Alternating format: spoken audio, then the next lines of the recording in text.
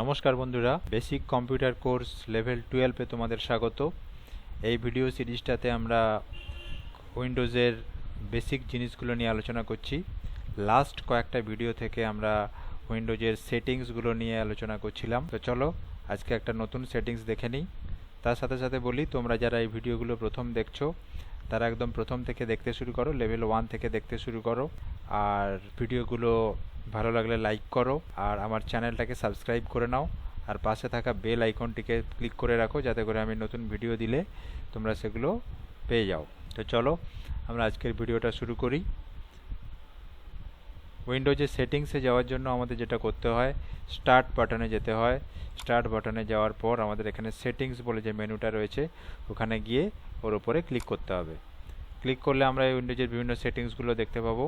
তার মধ্যে আমরা টাইম অ্যান্ড ল্যাঙ্গুয়েজ পর্যন্ত সেটিংসগুলো আমরা এর আগের ভিডিওগুলোতে দেখে নিয়েছি। আজকে আমরা ইজি অফ অ্যাক্সেস এই সেটিংসটা নিয়ে আলোচনা করব। অ্যাকচুয়ালি এই সেটিংসটা জেনারেলি আমাদের কাজে লাগে না।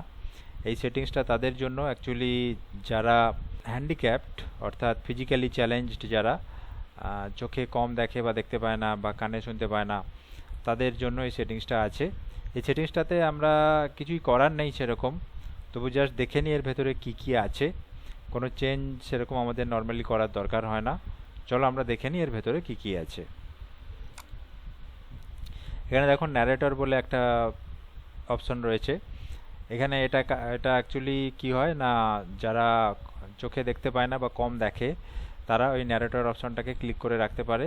তাতে কি হবে, এখানে উইন্ডোজের মধ্যে যা যা লেখাগুলো রয়েছে সেই লেখাগুলো পড়ে শোনাবে। কম্পিউটার অটোমেটিক্যালি এই লেখাগুলো পড়ে আওয়াজ করে বলে দেবে যে এখানে কী লেখা রয়েছে, সেই অনুযায়ী যে ব্যবহারকারী সে ইনপুট দিতে পারবে।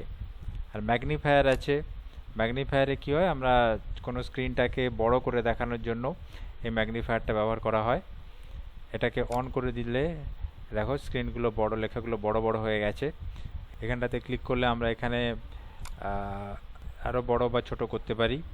এখানে নর্মালি 200% রয়েছে, আরও বড় করতে পারি 300% বা কমাতে পারি।